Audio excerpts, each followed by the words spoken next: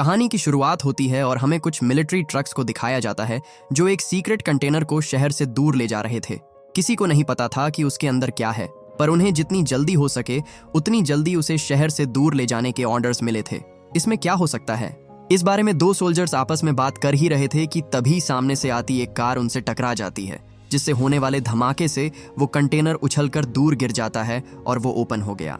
Soldiers ने इसके बारे में अपने सीनियर्स को रिपोर्ट किया, पर सामने से जवाब आया, वहां जो भी जिंदा है उन्हें लेकर फौरन वहां से भाग जाओ और जो घायल है उन्हें वहीं छोड़ दो। इससे पहले वो सोल्जर कुछ समझ पाता, उस कंटेनर से एक आदमी बाहर आता है जिसने पलक झपकते ही उसके सारे सोल्जर्स को मार डाला। वो जल्दी से भागते हुए बहुत दूर आ जाते हैं। उन्हें लगा वो जो भी चीज है यहाँ तक नहीं आ पाएगी, पर तभी उस आदमी ने उन पर हमला कर उन्हें भी मार दिया। मरने के कुछ देर बाद वो सोल्जर्स फिर से उठ खड़े होते हैं, क्योंकि अब वो एक ज़ॉम्बी वायरस से इन्फेक्ट हो चुके थे। बदकिस्मती से लॉस वेगस शहर, जो दुनिया की कुछ सबसे ज्यादा आबादी वाला शहर है, उनसे ज्यादा दूर नहीं था, जिसके बाद उन्होंने उस शहर में जाकर वहां के लोगों को इन्फेक्ट करना शुरू कर दिया। ये वायरस इतनी तेजी से फैला कि देखते ही देखते पूरा शहर इस वायरस की चपेट में आ गया और इस एरिया को क्वारंटीन करना पड़ा। सरकार ने उन्हें रोकने के लिए पूरे शहर पर बॉम्ब गिराए, हथियार बंद सैनिकों की पूरी फौज भेजी, लेकिन इस एरिया में आने वाला हर एक आदमी इन्फेक्ट होता चला गया। वायरस को रोकने की सरकार की हर मुमकिन कोशिश नाकाम रही, जिसके बाद आखिर में उन्हें पूरे शहर को बंद करना पड़ा। अब ना कोई अंदर जा सकता था और ना कोई बाहर आ सकता था, लेकिन इसके बावजूद कुछ लोग ऐसे थे जो चोरी करने के लिए इल्लीगली अंदर जाते थे। लॉस वेगस को पैसों का शहर कहा जाता था, पर वायरस की वजह से सबको अपने अपने घर और तिजोरी में पड़े पैसों को वहीं छोड़कर भागना पड़ा। ऐसा माना जाता था कि वहां के कसिनोस में अब भी इतने पैसे दफन हैं जो अगर किसी को मिल गए तो उसकी 7 पुश्ते ऐश की जिंदगी जी सकती थी। हम यहाँ स्कॉट नाम के एक एक्स मिलिट्री सोल्जर को देखते हैं, जो कभी वेगस में एक मिलिट्री सोल्जर हुआ करता था, पर अब वो एक मामूली शेफ की नौकरी करता है। एक दिन वो रोजमर्रा की तरह अपना काम कर ही रहा था कि तभी उसे पता चला कि तनाका नाम का आदमी उससे मिलने आया है। तनाका कोई मामूली शख्स नहीं था, उसका स्कॉट जैसे आदमी से मिलना ही बड़ी बात थी। लॉस वेगस में उसके कई कसिनो हुआ करते थे, पर अब सब धूल खा रहे हैं। स्कॉट जानना चाहता था कि वो उसके पास क्यों आया है, जिसके बाद तनाका ने उसे बताया कि वो उसे एक खास काम सौंपना चाहता है। दरअसल क्वारंटीन जोन में आ रहे उसके एक कसिनो की तिजोरी में अब भी $200 मिलियन पड़े हुए थे, जिन्हें निकालने में उसे उसकी मदद चाहिए थी। स्कॉट को तो यकीन ही नहीं होता कि इतनी बड़ी रकम तिजोरी में पड़े पड़े सड़ रही थी। इंश्योरेंस कंपनी उन 200 मिलियन समेत तनाका के नुकसान की भरपाई पहले से कर चुकी थी, जिसका मतलब तिजोरी में पड़े उन पैसों का ना कोई हिसाब है और ना कोई रिकॉर्ड। तनाका को कोई परेशानी नहीं होती अगर वो पैसे इसी तरह कुछ और सालों तक तिजोरी में पड़े रहते, पर सरकार अगले 4 दिनों में पूरे शहर को न्यूक्लियर बॉम्ब से उड़ाने वाली थी, जिसमें कसिनो समेत उसके सारे पैसे जलकर राख हो जाते। वो स्कॉट को इस काम को करने के लिए फोर्स नहीं करना चाहता था, इसलिए उसने स्कॉट को एक नक्शा दिया और चुपचाप वहां से चला गया। अब फैसला उसके हाथ में था कि वो ये काम करेगा या नहीं। इसके बाद हमें क्वारंटीन कैंप को दिखाया जाता है, जहां वेगस से रेस्क्यू किए गए लोगों को रखा जाता था। यहाँ हम स्कॉट की बेटी केट को देखते हैं, जो लोगों की मदद करने का काम किया करती थी। रीटा नाम की एक औरत, जो केट की दोस्त भी थी, उसे बताती है कि कल वो क्वारंटीन जोन में जाने वाली है, जिस पर केट ने उसे ऐसा करने से साफ मना कर दिया क्योंकि अंदर बहुत खतरा था। पर रीटा कहती है कि वो बस कुछ देर के लिए अंदर जाएगी और वहां से कुछ पैसे लेकर वापस आ जाएगी। उसने कुछ लोगों को ऐसा करते हुए देखा था। कई लोग अंदर गए और मालूम माल होकर वापस आए, पर केट उसे समझाती है कि अफवाहें झूठ है, आज तक वहां से कोई वापस नहीं आया। वो बात कर ही रहे थे कि तभी वहां एक गार्ड आता है। केट को गुस्से में देख उसे लगा कि कहीं वो इन्फेक्टेड तो नहीं, जिसके बाद उसने उन दोनों पर टेम्परेचर गन रख दी। उनकी बॉडी का टेम्परेचर तय की गई लिमिट से कम होता तो अपने आप गोली चल जाती, पर खुशकिस्मती से ऐसा नहीं होता। इसी बीच वो गार्ड केट के साथ बदतमीजी करता है और उसे गलत जगहों पर छूता है, पर केट ने उसका हाथ झटक दिया और उसे खुद से दूर रहने को कहा, जिसके बाद वो वहां से चला गया। रीटा बोली, ठीक है, मैं अंदर नहीं जाऊंगी, पर हमें बच्चों को सुरक्षित जगह भेजने का कोई और तरीका ढूंढना होगा। उधर हम स्कॉट को देखते हैं, जिसकी एक बुरे सपने से नींद टूट जाती है।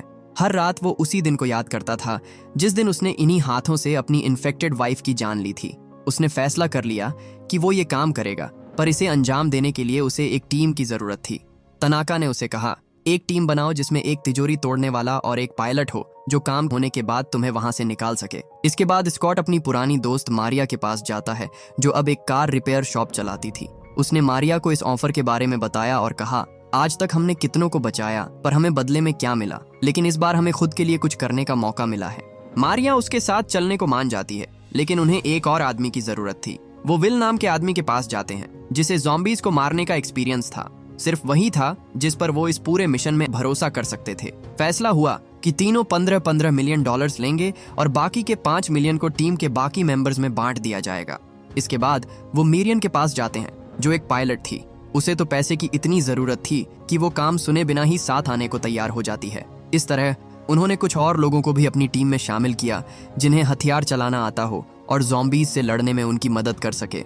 सबसे आखिर में वो एक चोर के पास गए जिसे तिजोरियों के बारे में सब कुछ पता था। साइमन को जब पता चला कि उसे लॉस वेगस के कसीनो में रखी तिजोरी खोलनी है तो वो मानो जैसे खुशी से झूम उठा। ये तिजोरी खोलना तो उसके बचपन का सपना था, क्योंकि ये तिजोरी किस्मत से नहीं सिर्फ काबिलियत से खुलती थी और उसे पूरा यकीन था कि वो इतना काबिल है कि इसे खोल सके।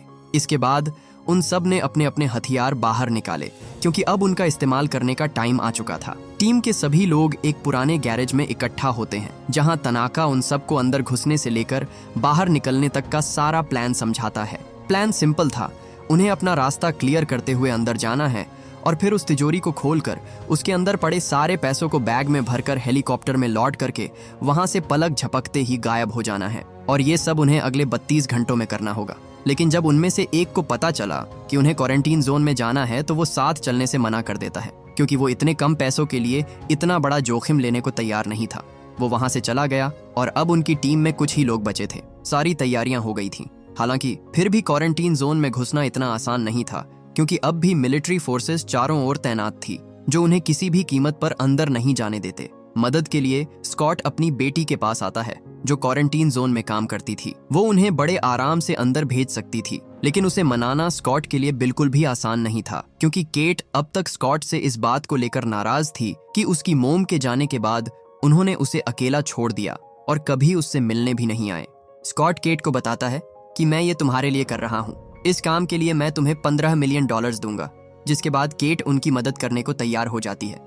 उसी रात हम उसकी दोस्त रीटा को देखते हैं जो केट के मना करने के बावजूद लिली के पास जाती है और उससे रिक्वेस्ट करती है कि उन तीनों को अंदर भेज दे।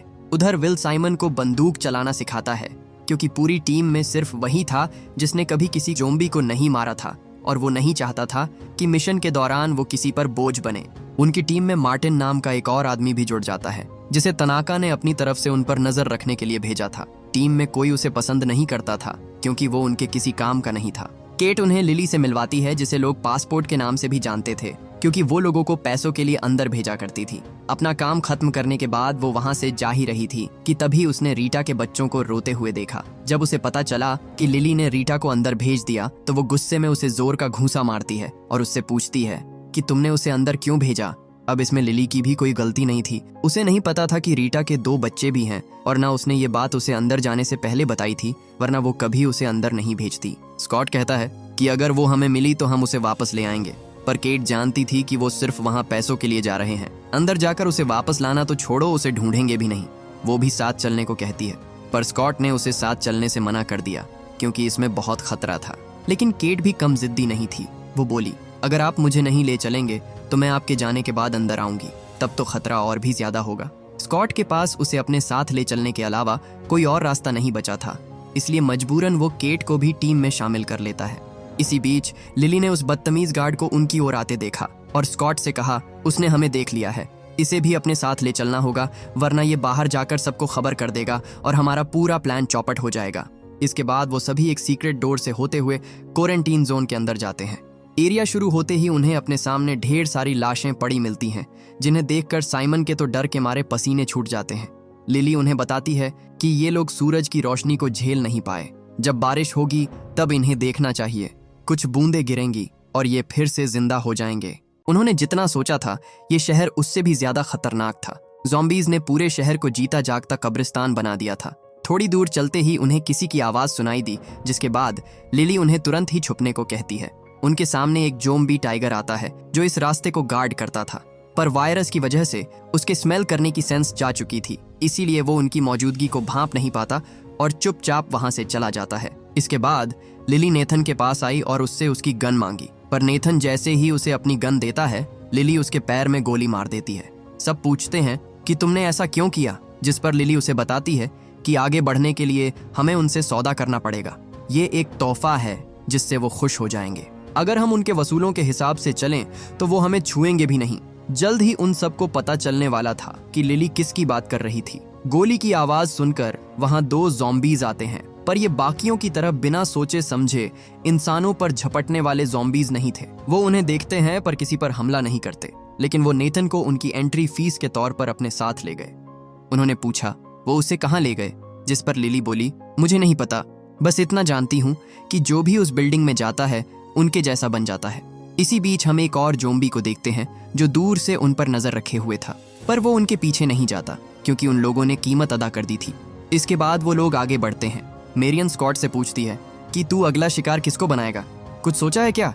वो बोला दोबारा किसी की बलि देने की नौबत आई तो ज्यादा सोचना मत, उस मार्टिन को निपटा देना, क्योंकि टीम को उसकी कोई जरूरत नहीं।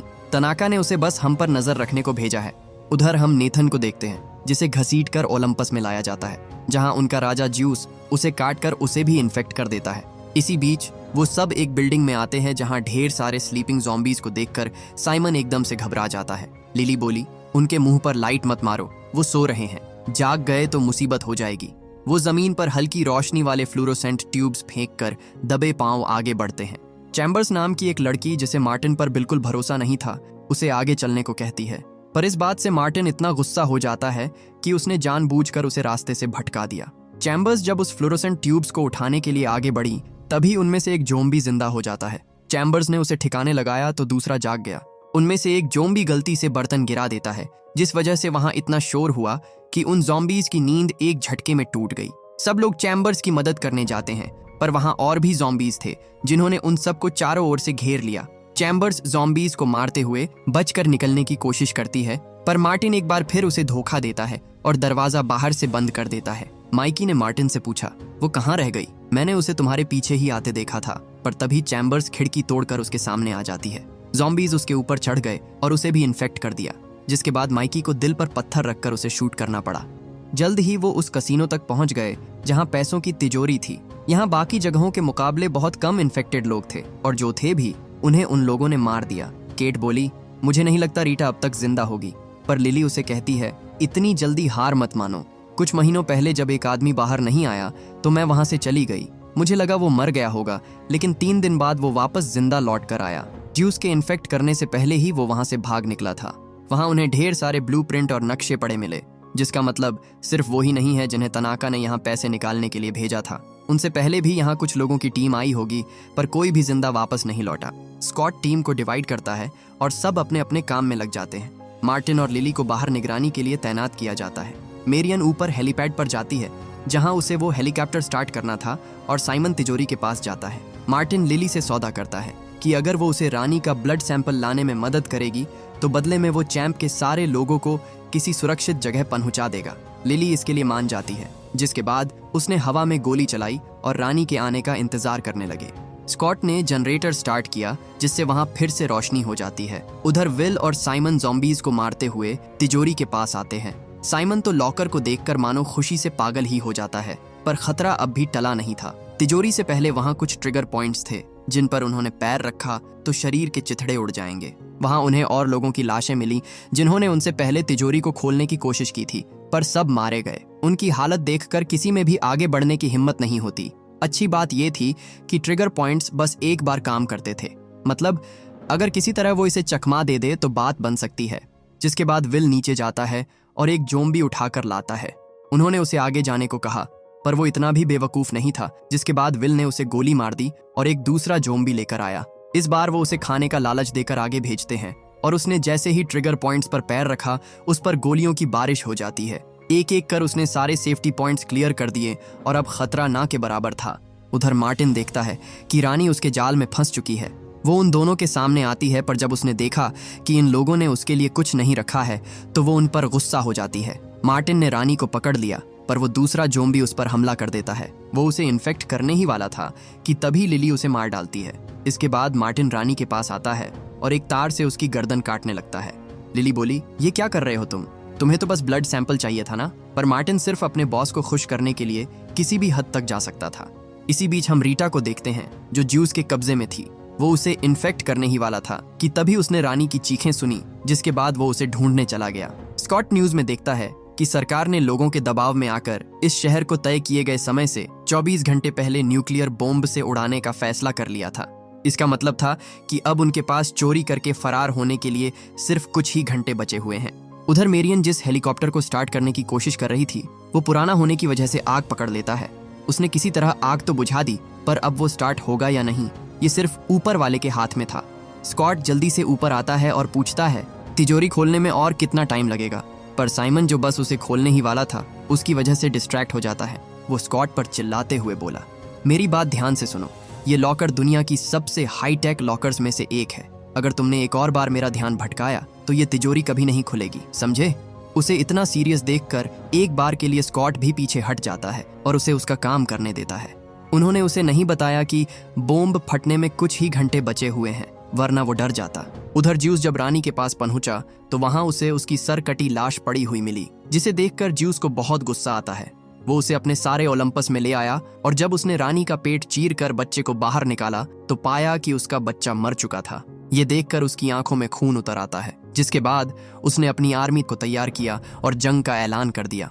खतरे से अनजान स्कॉट और उसकी टीम अब भी उन पैसों को लेकर भागने की फिराक में थे। वहां उन्हें कुछ पैसे मिलते हैं जिसे उन्होंने आपस में बांट लिया। स्कॉट ने इतने सारे पैसे कभी नहीं देखे थे, पर जो चीज उस तिजोरी के अंदर थी उसके आगे तो ये रकम कुछ भी नहीं थी। इसी बीच साइमन जो काफी देर से उसे खोलने में जुटा हुआ था, आखिरकार उस लॉक को तोड़ने में कामयाब हो जाता है।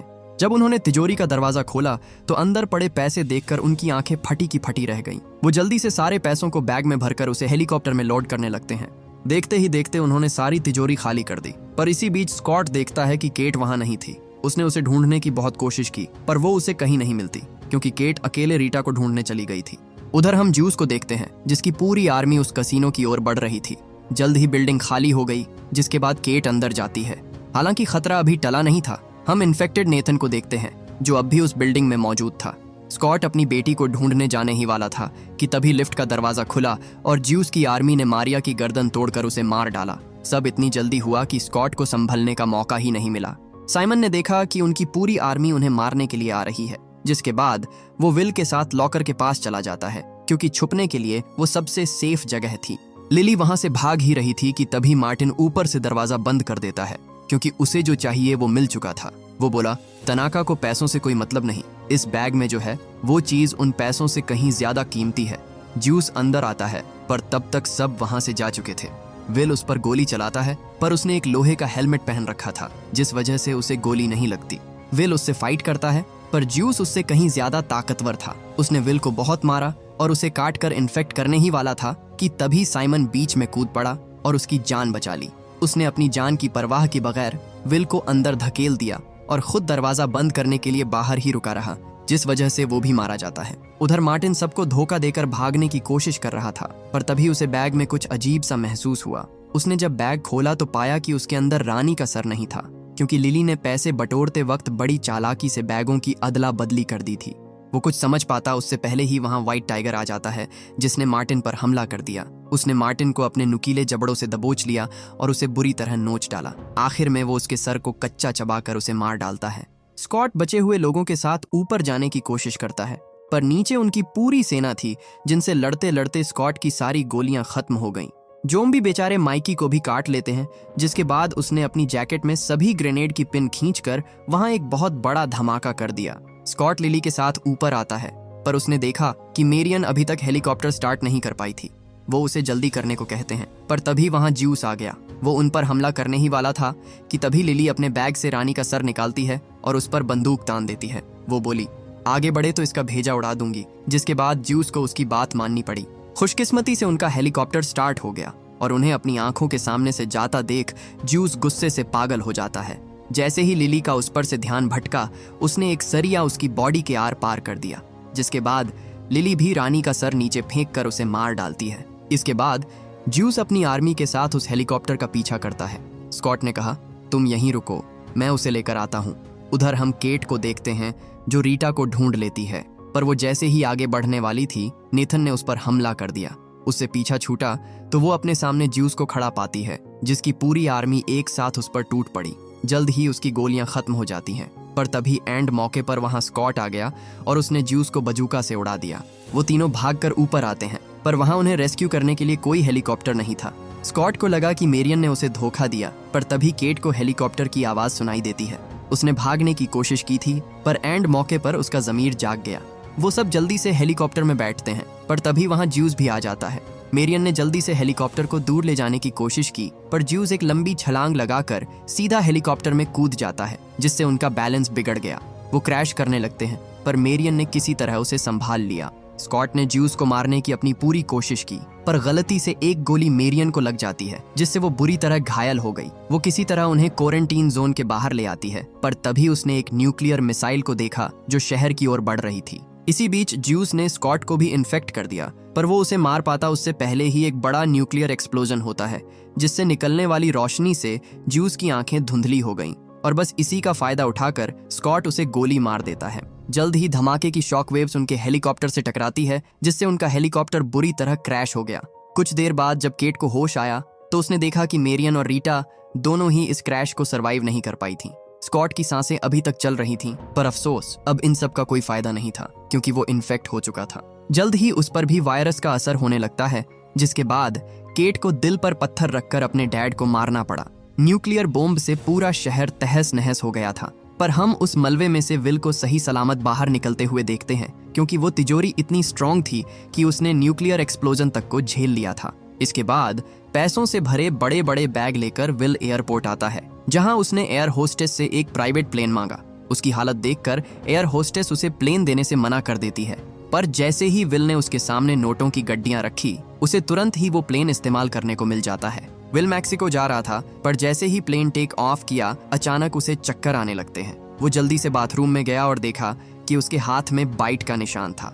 इसका मतलब वो भी इन्फेक्ट हो चुका है और जल्दी ही एक ज़ॉम्बी में बदल जाएगा। और इसी के साथ ये मूवी यहीं खत्म हो जाती है।